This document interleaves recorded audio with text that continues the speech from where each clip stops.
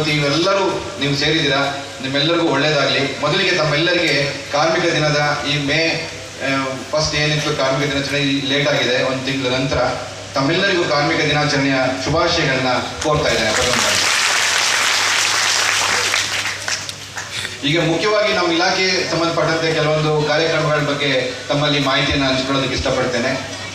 ತಾವು ಯಾರು ಕಟ್ಟಡ ಕಾರ್ಮಿಕರಾಗಿರ್ತಾರೆ, ಯಾರು ನಿರ್ಮಾಣ ಕ್ಷೇತ್ರದಲ್ಲಿ ಕೆಲಸ ಮಾಡ್ತಾರೆ, ಯಾರು ನಿರ್ಮಾಣ ಕ್ಷೇತ್ರಕ್ಕೆ ಸಂಬಂಧಪಟ್ಟಂತೆ ರಸ್ತೆ ಹಾಕ್ಬೋದು, ಬ್ರಿಡ್ಜ್ ಕಟ್ಟುವಂಥದ್ದು ಆಗ್ಬೋದು, ರೋಡ್ ರಸ್ತೆ ನಿರ್ಮಾಣ ಮಾಡುವಂಥದ್ದು ಆಗ್ಬೋದು, ಯಾವುದೇ ನಿರ್ಮಾಣ ಕ್ಷೇತ್ರದಲ್ಲಿ ಕೆಲಸ ಮಾಡುವಂತಹ ಎಲ್ಲ ಕಾರ್ಮಿಕರು 18 ವರ್ಷದಿಂದ 60 ವರ್ಷದ ಒಳಗಿನ ಎಲ್ಲ ಕಾರ್ಮಿಕರು ಇಲ್ಲಿ ಫಲಾನುಭವಿಗಳಾಗಿ ನೋಂದಣಿಯನ್ನು ಮಾಡ್ಕೊಳ್ಳೋದಕ್ಕೆ ಅವಕಾಶ ಇದೆ.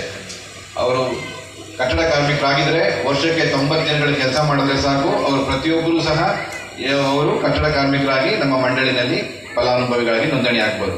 ಫಲಾನುಭವಿಯಾಗಿ ನೋಂದಣಿ ಆದ ತಕ್ಷಣ ಅವರಿಗೆ ಸಾಮಾಜಿಕವಾಗಿ, ಆರ್ಥಿಕವಾಗಿ ಎಲ್ಲ ರೀತಿಯ ಸೌಲಭ್ಯಗಳನ್ನು ಮಂಡಳಿ ಕಲ್ಪಿಸ್ಕೊಡುತ್ತೆ.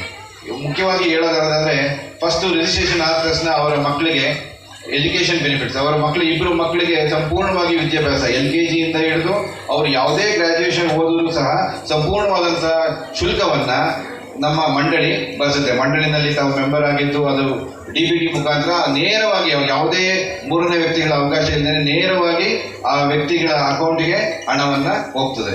ಸೊ ಹಾಗಾಗಿ ನಾನು ಒಂದು ರಿಕ್ವೆಸ್ಟ್ ಮಾಡೋದೇನೆಂದ್ರೆ ಪ್ರತಿಯೊಬ್ಬರು ನೀವು ರಿಜಿಸ್ಟರ್ ಆಗೋದಲ್ಲದೆ ನಿಮ್ಮ ಅಕ್ಕಪಕ್ಕದಲ್ಲಿ ಇನ್ನೂ ಸಾವಿರಾರು ಜನ ರಿಜಿಸ್ಟ್ರೇಷನ್ ಆಗಿಲ್ಲ ಅಂದ್ರೆ ಫಲಾನುಭವಿಗಳಾಗಿ ನೋಂದಣಿ ಆಗಿಲ್ಲ, ಅವರೆಲ್ಲ ಕಟ್ಟಡ ಕಾರ್ಮಿಕರಾಗಿ ಕೆಲಸ ಮಾಡ್ತಾ ಇದ್ದಾರೆ, ಆದರೂ ಸಹ ಅವರು ನೋಂದಣಿ ಆಗಿಲ್ಲ. ಅವ್ರಿಗೆ ತಾವೆಲ್ಲರೂ ತಿಳಿ ಹೇಳಬೇಕು, ತಿಳಿ ಹೇಳಿ ರಿಜಿಸ್ಟ್ರೇಷನ್ ನೋಂದಣಿ ಮಾಡಿಕೊಳ್ಳುವಂಥ ಕಾರ್ಯಕ್ರಮವನ್ನ ಈಸಿಯಾಗಿ ಮಾಡ್ಕೋಬೇಕು. ನೀವು CSC ಸೆಂಟರ್ನಲ್ಲಿ ಕಾರ್ಮಿಕ ಸೇವಾ ಕೇಂದ್ರದಲ್ಲಿ ಹೋಗ್ಬೋದು, ಅಂಬೇಡ್ಕರ್ ಕಾರ್ಮಿಕ ಕೇಂದ್ರದಲ್ಲಿ ಹೋಗ್ಬೋದು, ನೀವೇ ಕಾರ್ಮಿಕ ಇಲಾಖೆಗೆ ಬರ್ಬೋದು, ಅಥವಾ ಯೂನಿಯನ್ ಮುಖಾಂತರನೂ ಸಹ ಅಪ್ಲಿಕೇಶನ್ ಹಾಕ್ಬೋದು.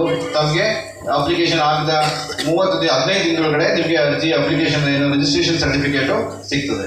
ಒಂದು ಶೈಕ್ಷಣಿಕ ಸೌಲಭ್ಯಗಳಾದರೆ, ಇನ್ನೊಂದು ಏನಾದ್ರು ಡೆತ್ ಏನು ಕೆಲಸ ಮಾಡಬೇಕಾದಾಗ ಅವ್ರೇನಾದ್ರು ಆಕ್ಸಿಡೆಂಟ್ ಆದಂಥ ಸಂದರ್ಭದಲ್ಲಿ ಸಂಪೂರ್ಣವಾದ 2 ಲಕ್ಷದವರೆಗೂ ವೈದ್ಯಕೀಯ ಪರಿಹಾರ ನಮ್ಮ ಮಂಡಳಿಯಿಂದ ಸಿಗ್ತದೆ. ಮತ್ತೆ ಮೃತಪಟ್ಟರೆ ಅವ್ರಿಗೆ 5 ಲಕ್ಷ ರೂಪಾಯಿನವರೆಗೂ, ನೋಂದಣಿ ಆಗಿದ್ರೆ 5 ಲಕ್ಷ ರೂಪಾಯಿನವರೆಗೂ ಸಹ ಪರಿಹಾರ ಮೊತ್ತವನ್ನ ಸಿಗ್ತದೆ. ಮತ್ತೆ ಅವರು 60 ವರ್ಷ ಆಗಿದ್ರೆ, ರಿಟೈರ್ಡ್ ಆಗ ಅವರು 60 ವರ್ಷ ಒಳಗಡೆ 3 ವರ್ಷಕ್ಕಿಂತ ಮುಂಚೆ ರಿಜಿಸ್ಟರ್ ಆಗಿದ್ರೆ ಅವರಿಗೆ ಪಿಂಚಣಿ ಸೌಲಭ್ಯವನ್ನು ಸಹ ಅವರಿಗೆ ಕೊಡ್ತದೆ. 60 ವರ್ಷ ಆದಮೇಲೆ ಪಿಂಚಣಿ ಸೌಲಭ್ಯವನ್ನು ಸಹ ಅವ್ರು ಪಡ್ಕೋಬಹುದು. ಮತ್ತೆ ಅವರು ಕಾರ್ಮಿಕರಾಗಿ ಕೆಲಸ ಮಾಡಿದ ಸಂದರ್ಭದಲ್ಲಿ ಮೃತಪಟ್ಟರೆ ಅವರ ಫ್ಯಾಮಿಲಿಗೆ, ಅವರ ಕುಟುಂಬಸ್ಥರಿಗೆ ಕುಟುಂಬ ಪಿಂಚಣಿ ಸಹ ಸೌಲಭ್ಯ ಸಹ ಸಿಗುತ್ತೆ. ಸೊ ಅವರ ಇಬ್ಬರು ಮಕ್ಕಳಿಗೆ ಯಾರು ಫಲಾನುಭವಿಗಳಾಗಿ ನೋಂದಣಿ ಆಗಿರ್ತಾರೆ ಅವರಿಬ್ಬರು ಮಕ್ಕಳಿಗೆ ಮದುವೆ ಆಗಿದ್ರೆ ಮದುವೆಗೆ ಸಂಬಂಧಪಟ್ಟಂತೆ, ಮತ್ತೆ ಅವರ ಮಕ್ಕಳು ಹುಟ್ಟಿದ್ರೆ ಆ ಮಕ್ಕಳಿಗೆ ಹೆರಿಗೆ ಸಹಾಯ ಹಸ್ತ ಅಂತೇಳಿ, ಸೊ ಹೀಗೆ ಸುಮಾರು 18 ಕಾರ್ಯಕ್ರಮಗಳು ನಮ್ಮ ಮಂಡಳಿಯಿಂದ ಕಾರ್ಮಿಕರಿಗೆ ದೊರೆಯುತ್ತದೆ. ಇದ್ರ ಮುಖಾಂತರ ಕಾರ್ಮಿಕರಿಗೆ ತಕ್ಷಣವಾಗಿ ಏನು ಆರ್ಥಿಕವಾಗಿ ತೊಂದರೆ ಆಗ್ತದೆ ಆ ತೊಂದರೆಯನ್ನು ತಡೆದು ಅವ್ರನ್ನ ಸಾಮಾಜಿಕವಾಗಿ ಮೇಲೆತ್ತುವಂತಹ ಕೆಲಸವನ್ನ ಸರ್ಕಾರ ಮಾಡಿದೆ. ತಾವೆಲ್ಲರೂ ದಯವಿಟ್ಟು ಆ ಸೌಲಭ್ಯವನ್ನ ಉಪಯೋಗಿಸ್ಕೊಳ್ಬೇಕು ಅಂತೇಳಿ ವಿನಂತಿಸ್ತೇನೆ. ಅದಲ್ಲದೆ ಅಸಂಘಟಿತ ಕಾರ್ಮಿಕ ಕಲ್ಯಾಣ ಮಂಡಳಿ ಅಂತಲೂ ಸಹ ಇದೆ. ಅದರಲ್ಲಿ ಸುಮಾರು 386 ಕೆಟಗರಿ ಆಫ್ ವರ್ಕರ್ಸ್, ಕಮ್ಮಾರ, ಚಮ್ಮಾರ, ಈ ತರ ವಿವಿಧ ರೀತಿಯ ಆಟೋ ಡ್ರೈವರ್ಸು, ಹೊಲಿಗೆ ದರ್ಜಿ ಮಾಡುವಂಥವ್ರು, ಈ ತರ ಬೇರೆ ಬೇರೆ ವಿಧದ ಎಲ್ಲ ಕಾರ್ಮಿಕರು ಸಹ ಆ ಅಸಂಘಟಿತ ಕಾರ್ಮಿಕರ ಕಲ್ಯಾಣ ಮಂಡಳಿನಲ್ಲಿ ಸಹ ನೋಂದಣಿಯಾಗಿ ಕಾರ್ಡ್ ಪಡೆದ್ರೆ ಅವ್ರಿಗೂ ಸಹ ಆಕ್ಸಿಡೆಂಟ್ಸ್ ಏನಾದ್ರು ಆದರೆ ಕುಟುಂಬ ಪರಿಹಾರ ಸೌಲಭ್ಯ ನಮ್ಮ ಇಲಾಖೆಯಿಂದ ಸಿಗ್ತದೆ. ಯಾರು ಯೆಲ್ಲೋ ಬ್ಯಾಡ್ಜ್ ಡ್ರೈವರ್ ಇರ್ತಾರೆ, ಆ ಯೆಲ್ಲೋ ಬ್ಯಾಡ್ಜ್ ಡ್ರೈವರ್ ಇರುವಂಥವ್ರು ಪ್ರತಿಯೊಬ್ಬರು ಸಹ ನೋಂದಣಿಯಾಗಿ, ಅವ್ರಿಗೆ ಡ್ರೈವರ್ ಯೆಲ್ಲೋ ಬ್ಯಾಡ್ಜ್ ನೋಂದಣಿ ಆಗಿದ್ದರೂ ಪರವಾಗಿಲ್ಲ, ಏನಾದ್ರು ಆಕ್ಸಿಡೆಂಟ್ಸ್ ಏನಾರು ಆದರೆ ನಮ್ಮ ಮಂಡಳಿಗೆ, ನಮ್ಮ ಇಲಾಖೆಗೆ ಮಾಹಿತಿ ಕೊಟ್ಟರೆ ಅವರ ಕುಟುಂಬಕ್ಕೆ ಪರಿಹಾರ ಸಿಗ್ತದೆ. ಈ ಸಾಕಷ್ಟು ಮಾಹಿತಿ ಇದು ನಮಗೆ ಗೊತ್ತಾಗಲ್ಲ, ಗೊತ್ತಿದ್ರು ಇನ್ನೊಬ್ರಿಗೆ ಹೇಳಲ್ಲ. ಸೊ ಹಾಗಾಗಿ ಯಾರು ಯೆಲ್ಲೋ ಬ್ಯಾಡ್ಜ್ ಡ್ರೈವರ್ ಇರ್ತಾರೆ ಅವ್ರಿಗೆ ಏನಾದ್ರು ಯಾವ್ದಾದ್ರು ಅಪಘಾತದಲ್ಲಿ ಏನಾದ್ರು ತೊಂದರೆ ಆದ್ರೆ ಅವ್ರಿಗೆ ಅವ್ರ ಕುಟುಂಬಕ್ಕೆ ಪರಿಹಾರ ಇದೆ. ಮತ್ತೆ ಅವ್ರ ಮಕ್ಕಳು PUC ಓದುವವರೆಗೂ ಸಹ ಶೈಕ್ಷಣಿಕ ಧನ ಸಹಾಯವನ್ನ ನಮ್ಮ ಇಲಾಖೆ ಮಾಡುತ್ತೆ.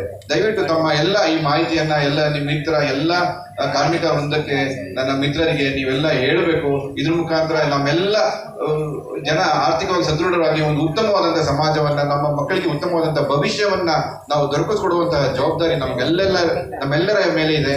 ತಾವೆಲ್ಲರೂ ಆ ಕೆಲಸವನ್ನ ಮಾಡ್ತೀರಾ ಅಂತೇಳಿ ನಿಮ್ಗೆಲ್ಲ ತಿಳಿಸ್ತಾ ಮತ್ತೊಮ್ಮೆ ತಮ್ಮೆಲ್ಲರಿಗೂ ಕಾರ್ಮಿಕ ದಿನಾಚರಣೆ ಶುಭಾಶಯಗಳನ್ನ ಹೇಳ್ತಾ, ಈ ದಿನ ನನ್ನನ್ನ ಇಲ್ಲಿ ಕರೆದು ನನಗೆ 2 ಮಾತಾಡಲು, ತಮ್ಮನ್ನು ಉದ್ದೇಶಿಸಿ ಮಾತಾಡಲು ಅವಕಾಶ ಮಾಡಿಕೊಟ್ಟಂತ ಪ್ರಸನ್ನ ಅವರಿಗೆ, ಮತ್ತೆ ಕರ್ನಾಟಕ ಕಟ್ಟಡ ರಾಜ್ಯ ಅಸಂಘಟಿತ ಕಾರ್ಮಿಕರ ಒಕ್ಕೂಟದ ಎಲ್ಲ ಪದಾಧಿಕಾರಿಗಳಿಗೆ ನಾನು ಹೃದಯಪೂರ್ವಕ ಧನ್ಯವಾದಗಳನ್ನ ಅರ್ಪಿಸ್ತೇನೆ. ಧನ್ಯವಾದಗಳು.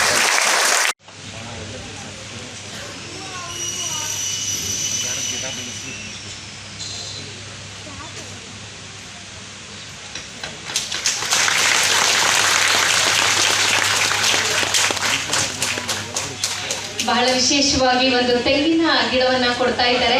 ಮನೆ ಮನೆಗೆ ಒಂದು ತೆಂಗಿನ ಗಿಡವನ್ನ ನಡ್ಕೊಳ್ಳಿ, ಯಾಕಂದ್ರೆ ತೆಂಗಿನಕಾಯಿ ರೇಟ್ ಅಂತೂ ಜಾಸ್ತಿ ಆಗಿದೆ, ಮಾತಾಡ್ಸೋಕೆ ಇಲ್ಲ. ಹಾಗಾಗಿ ಅದನ್ನೆಲ್ಲ ಯೋಚನೆ ಮಾಡಿ ಮೋಸ್ಟ್ಲಿ ಇವತ್ತು ಎಲ್ರಿಗೂ ಒಂದು ತೆಂಗಿನಕಾಯಿ ಸಸಿನ ಕೊಡ್ತಾ ಇದ್ದಾರೆ. ಧನ್ಯವಾದಗಳು ಸರ್.